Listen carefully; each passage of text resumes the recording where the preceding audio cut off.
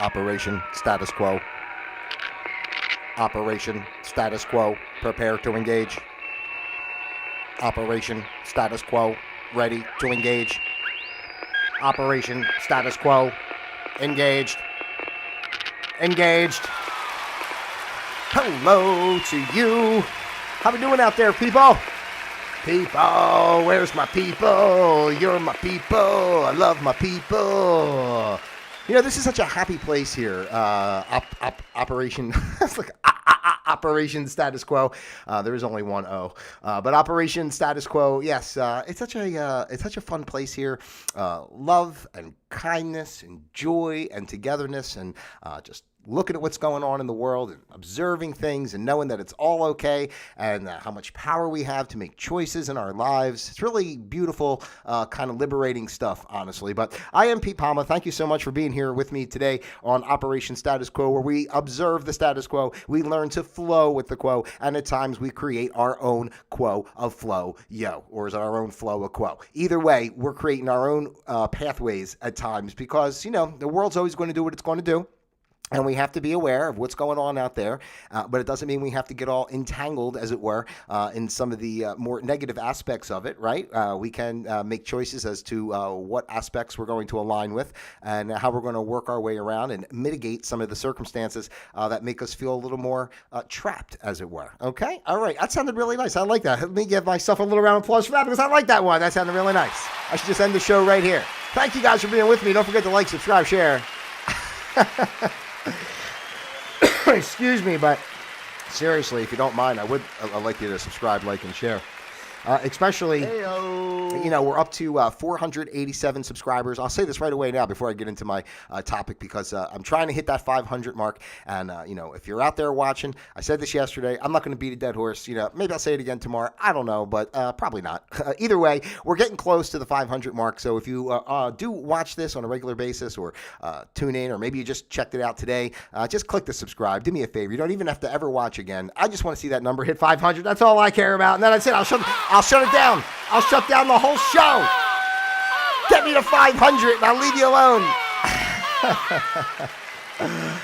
Oh my gosh. All right. Okay. All right. So like, subscribe, share, and all that crap, you know, because it's a beautiful community. And, you know, I didn't say this yesterday, and I forget sometimes to say this, but I do want to remind everybody that this is a place, again, that we're building a community. The world is changing. It's a new space out there. Technology is different. The world is different. I mean, you see what's happening out there.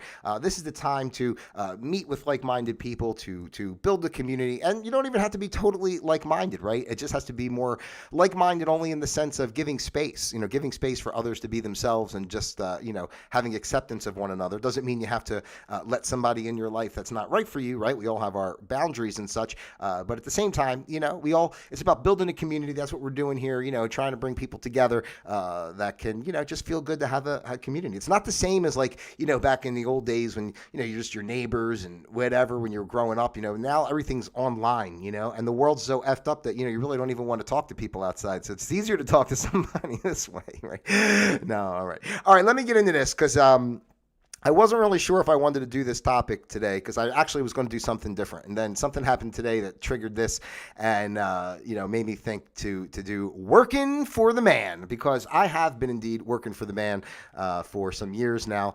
And, I always dance around this subject a little bit, you know, when I talk about work and what I do and all that stuff. Not that it's a big deal. It's just more of, you know, do I really need to give all that personal information out? So I'm still going to, you know, try to protect the lives of the innocent, as it were, here and say things in a roundabout way. But I know I have said in the past that I work for the government, right? So, you know, I did, I do now, contracts, basically. I'm a contract specialist, if anybody out there knows what that job is. I don't consider myself a contract specialist, but that's what it says on my job title, you know. But anyway, so I started that job back in 2008. And, you know, prior to that, actually, you know, what even got, because it's not the job, you know, it's obviously it's a good job. It pays my bills, I should say, benefits, vacation. You know, it's a government job. So let me just get that out there. I will say it is a government job, right? And if I said it in the beginning, I don't know, but anyway, it is.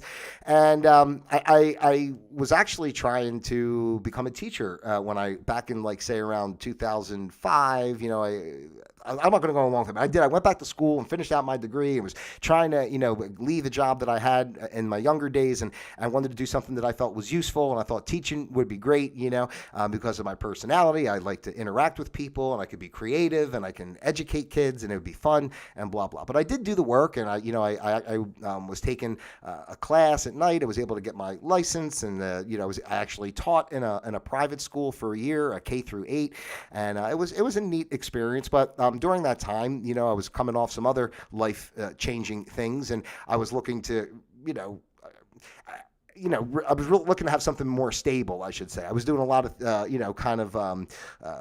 what do you want? Winning customer service jobs, as far as, I don't know. Anyway, I was just it was more of like, cash jobs, in a sense. So I was looking to really build that, foundation. And so with the school, I taught for the year, and then I was working to get into a public school, and trying to be substituting and blah blah blah, and it just really wasn't happening. So this opportunity came about to work for the government, the federal government, doing contracts, which I didn't know anything about or whatever. But they went through this program, blah blah blah, and I worked these years, and I worked over 14 years at the one job that I had, and then after I moved here, I wound up leaving that position. Because they weren't allowing full-time remote anymore. They did during the quote-unquote pandemic, but now everybody has to come back to the office one day a week, so you can just sit there and stare at the wall and do nothing for a few hours. But of course I had moved, so I wasn't going back, for that. So I resigned from that position, and sometimes I had a couple other jobs a little bit here while I was here, but long story short, I started this new position back doing basically the same thing that I was doing for a different organization back in February. So why am I saying all this? Oh my God, I don't know. Am I boring you? Just trying to give you the background. Well, anyway, so working for the man. And, the first thing I know people would say if I complain at all is like, I shouldn't complain, right? Because I get a check every week, a federal job, and you know how that is, right? So, and I do appreciate that. But it's, I've never liked the work. I mean, it's horribly not creative. It's not everybody, because I want to be nice. I don't want to put any anger forth through this. I mean, I get the idea of the workforce, and again, it goes back to the programming of our society and what people believe is important and all that type of stuff. And you get a lot of these jokers in there that they're just rah rah rah rah rah, make it a great day, and we're going to do this, and leadership that, and management that, and and nothing ever really gets done. It's just it's government. You see what's going on in the world. I don't have to tell you that the government can't accomplish anything, right? So, it's just a bunch of stuff that goes around and around in circles. And the job I have, doing contracts, ultimately, it's basically this. There's sponsors in D.C. and whatever that, have money, and they want to spend the money. So they want to put it on a contract, and at the end of the day, even though there's all these quote-unquote ethics and stuff that we're supposed to follow, we do. I mean, I've, working for the departments, it's always the contracts people that have to spin around in circles trying to figure out how to make it look right, even though they're, the forces that be above are kind of putting pressure on just obligate the money with no, real justification of why or actually how much something costs.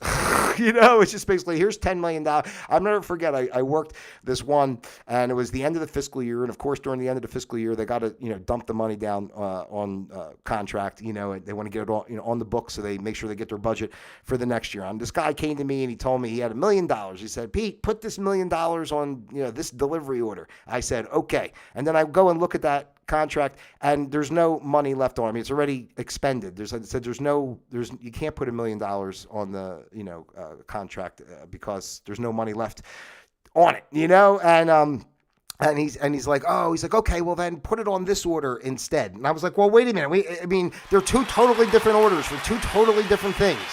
So do you need what we're buying, or do you not need what we're buying?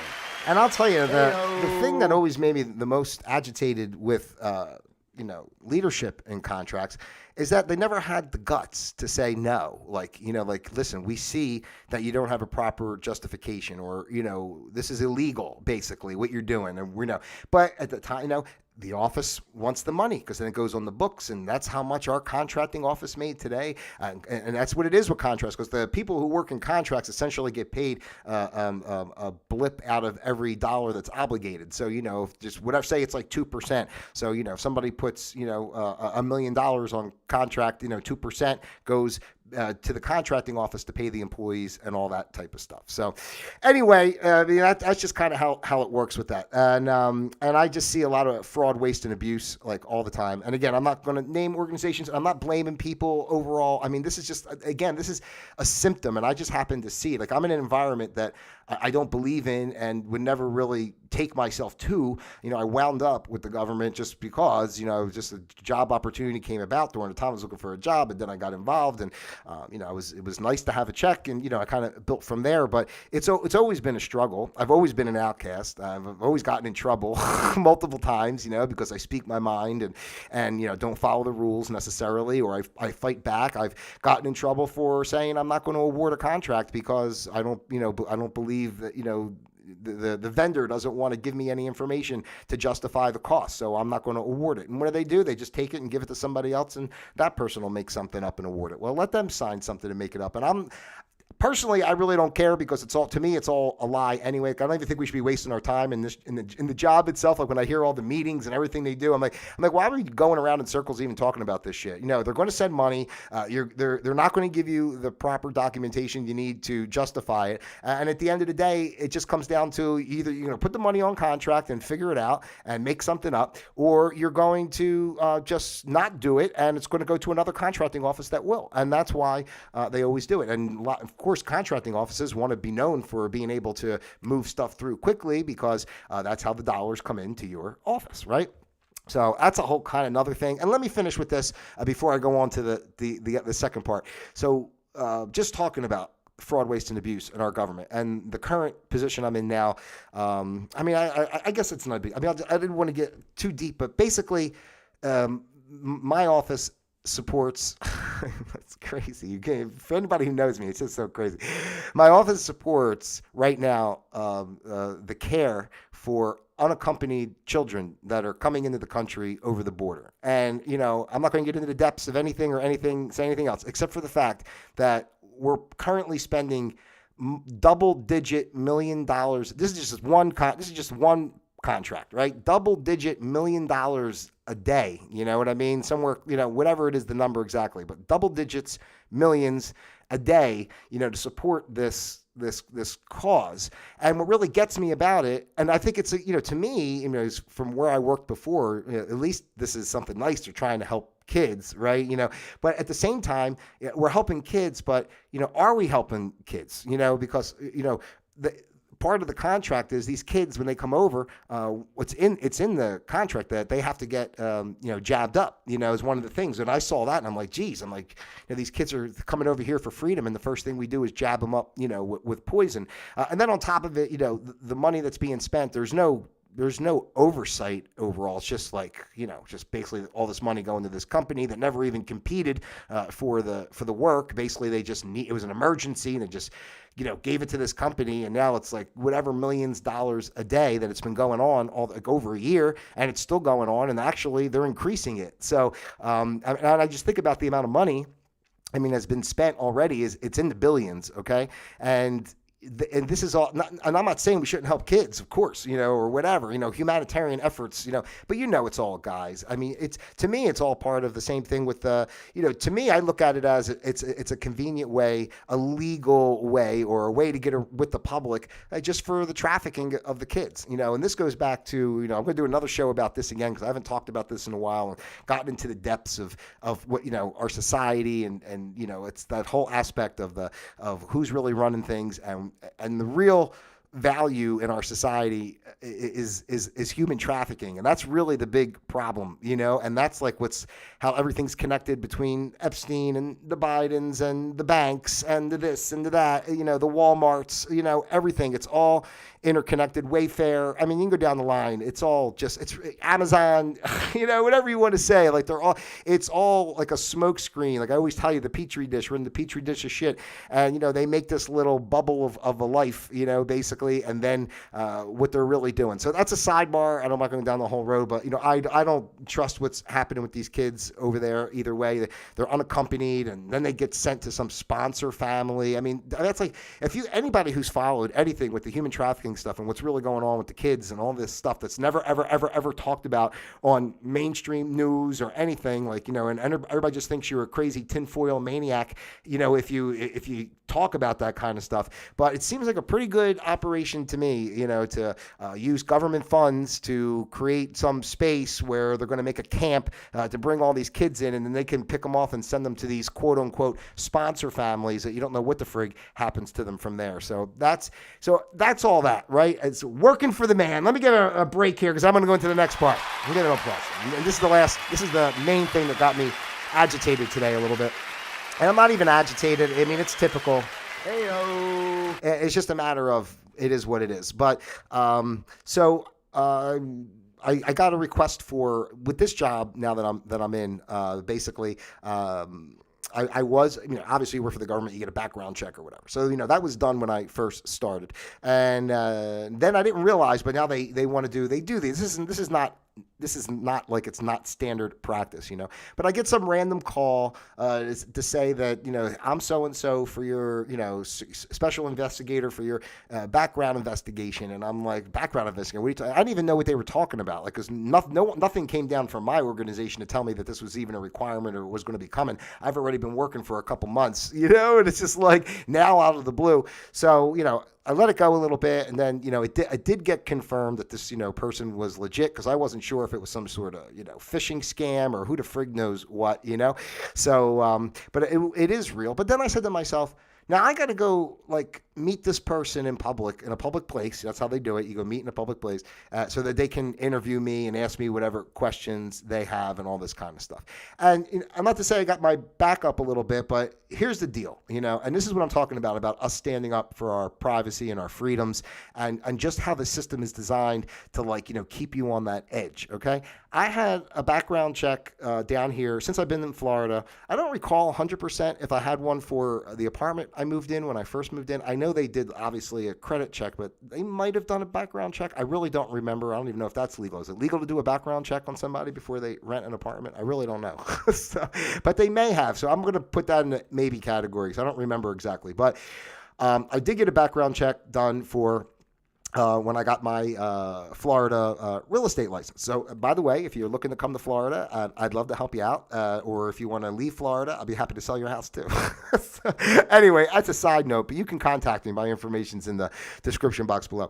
But anyway, so I got a background check and fingerprinted for the real estate license. Then I had another job before this one, which was a government job, but I was on the contractor side. I wasn't an actual government employee, and I got a background check done for that. And then I was fingerprinted again for this job I'm working now, and they ran a background check. Now they're calling me for this other whatever that I got to go sit and meet with them and answer questions. And, I just feel to myself, not for anything, I'm going to be 50 this year. I'm an adult. I pay my taxes. I pay my bills. I got a 780 credit score. What am I? Some kind of schlep around here? It's just unbelievable. I say to myself, you guys, they found Saddam Hussein in a hole in the desert, for God's sake, and you're going to tell me I'm a threat? I'm a threat. Look out, everybody. I'm a threat. I know. Run for your life. I'm a threat. What the hell is going on? Hey, yep, hey, yep, hey. Oh, 1, 2, let's find Pete. 3, 4, it's so neat. 1, 2, let's find Pete. Okay, all right, I'm sorry. Can I go back? I got to go back to the previous page here and get rid of that Morse code. It's driving me crazy. That's a long sound effect. All right, we get rid of that one too. All right. Anyway, it just doesn't make any sense. So, I'm not trying to be, a jerk. It's like I don't want to make fights. I'm not a drama person, but and so I did respond back to the security person at my job and said, listen, and I gave him my explanation of what I don't feel comfortable about and what I'd like to see, how this situation to proceed. So I'm not, getting into the whole thing. I just mentioned about my how many checks I've had on my background and I've been working here already, and on top of it too, I didn't even mention this, the previous job I had, was a higher security clearance than this job is. And they just did a review and an update on that in the fall of 2019, so I know that's a few years ago, but at the same time, it's like, what's really happened in I become a terrorist in the last couple of years. It's just ridiculous. Like I've been working at this place for 2 months. I'm already in your systems and doing everything. Now you're worried about to make sure that I'm not commingling with foreign, dictators or something. I mean, come on, you guys. I'm doing this freaking YouTube shit. You can't find me on YouTube and listen to what I'm saying and know who I am or know whether I'm a threat or not. I mean, it's just so ridiculous. I just feel it's such an intrusion. That's really what gets me. It's not about, I go talk to the person in an interview, they ask me a few questions. I mean, who gives a shit, right? But at the end of the day, it's like, how many times and how much are we going to accept, in this freaking pigeonholed society bullshit where you're watched, everything is watched. And I mean, again, I was talking about the money thing yesterday, and that's what they want to control your money, so they control you. They're watching you. There's freaking people out there doing all kinds of crazy shit. You see what's going on in the world, and these dopes. Let me take a step back. I don't want to say dopes because this is a place of love and joy and togetherness, and everyone is just in a different space in their life and in their growth as a soul. Whew, had to back off of that one a little bit.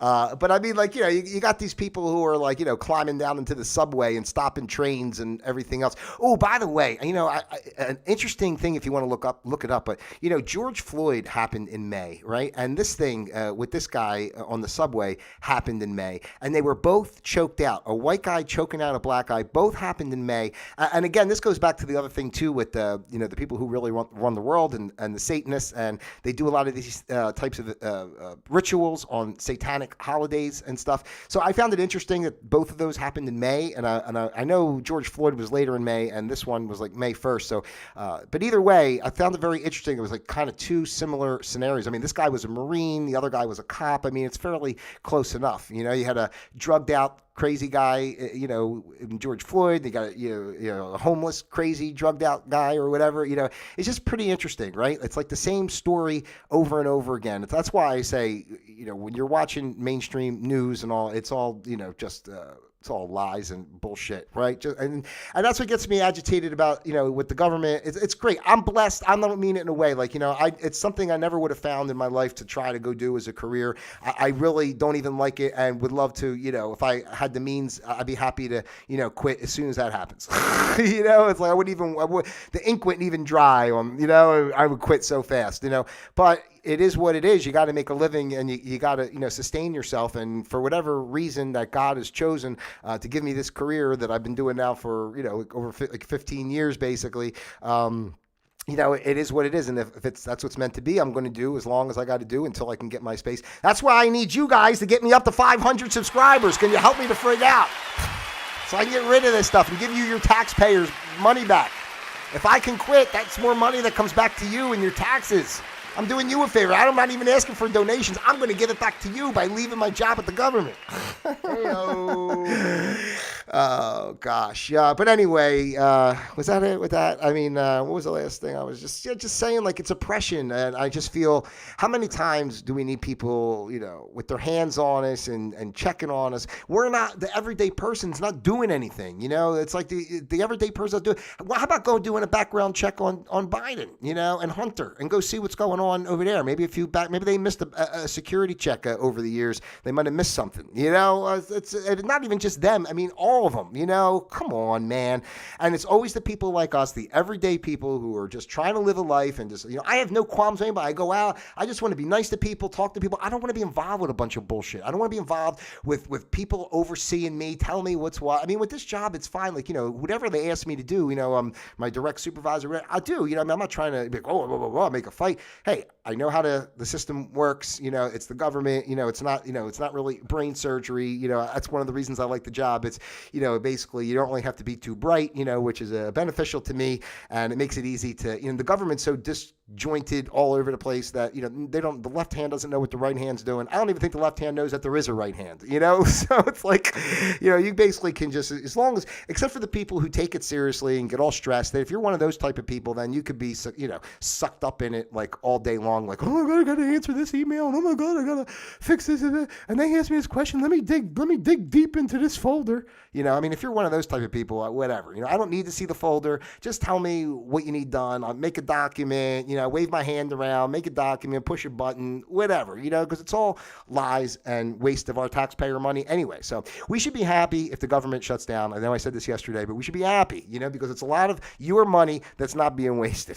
So, and the main point of this, I'm going to end it with this. The main point of why I even brought it up, working for the man, was because, I just don't like that. I just don't like that oppression. I just think it's oppression. It's not just me. It's all of us, and if we all step up and stand up and say, I'm not going to live in this way anymore. We're not going to just let you come down and dictate. I get it. You start a job. I'm not saying, right? They did a background check. They fingerprinted me. Background check multiple times. What else do you need from me? You need me to go there and what? Twinkle my nose and show you how many toes I have? I really don't know, So, and it's just enough. It's enough. And that's what I think is so beautiful about what's going on in this world. That's why I'm bringing this up, because, I'm just trying to say, we don't have to take it. We don't have to be afraid. And how many people have jobs that, won't even maybe, like somebody like me. I got people who say to me all the time, like, I give you credit, that you come on and you say all this shit, they're afraid of their job or their family or their friends or they're this or they're that, and it's just like, when are we going to stop being afraid? When are we going to stop being afraid? And yeah, sometimes if you take a stand, you might have to deal with circumstances, it is what it is. But I think it's ultimately, without standing up for who you are and believing in yourself and maintaining your sovereignty, your direct connection with divinity, the idea that you literally are a creation of divinity. You are a piece of the total oneness. There's nothing lacking. You know what I mean? And this world is created, these forces and these whatever our oppressors, our guard dogs, or whatever you want to call our watch dogs, or whatever they are, that are always on top of you, always trying to keep you they're starting to think for themselves a little too much. Let's make a new rule and, pen them back in over here. Or, it's just always something, they did the same thing with 9/11, the Patriot Act. And next thing you got to take your shoes off at the airport and they're sticking shit up your ass to make sure you're not bringing whatever on the plane. It's just ridiculous. So we have to just say, enough is enough. And, hey, no fight, no argument. I'm not trying to be, I'm not your enemy, but we're not going to do it this way. I deserve, you deserve, we all deserve. We have rights. We're human freaking beings created by God. And we're going to let governments and corporations dictate who we are and how we should live in this limited little thought process with their bullshit products and their bullshit food and everything. They poison everything, and you know what I mean? And create a whole dynamic of who we are and what we're supposed to do. So anyway, that's it for me today. I'm not angry. I'm not angry. Here's my applause. I'm not angry. I'm not angry.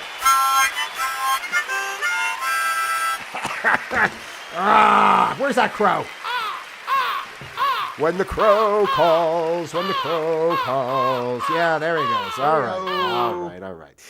right. So listen, ladies and gentlemen, that's all. Believe in yourself, be yourself. We don't have to make a fight and lose your job or something. I'm just saying, when these things come up, don't be afraid to maybe question or say, well, wait a minute, I kind of feel this way about it. And, let them do a little work to explain it to you and go out of their way a little bit, to not just just send some email or say something and you're supposed to jump like some piece of shit, we don't jump for people anymore. Here on Operation Status Quo, we don't jump for people. We jump for joy, and we jump for love, but we don't jump for oppression. Hey-o. And that's what it is. It's an intrusion, it's an invasion, and it's always somebody letting them know we're always watching you. We're always watching you, so don't F up. All right. Thank you so much for being here today on Operation Status Quo. We observe the status quo. We flow with the status quo. And then, of course, we create our own flow of quo. So hopefully you're doing that for yourself as well. I'm Pete Palma. I'm so happy to have you here with me today and for taking the time to watch. So please, again, like, subscribe, share. Send this out to all your friends, your family, those you love. And, of course, most importantly, as I always say, those you despise. Send it out to your friends in the federal government. And, drop me some comments. Don't forget that your participation is welcome. I would love to have you on. If you have something you want to share, just let me know. Comment, send me an email, whatever you want to do. Get in touch with me, and I'll be happy to have a conversation with you, and we can have you here on the show. All right, and that's it. I love you, each and every one of you, individually as well as a group. I give you all my blessings of love. God bless you, and so on and so forth. And that's it. Until tomorrow, Operation Status Quo disengaged.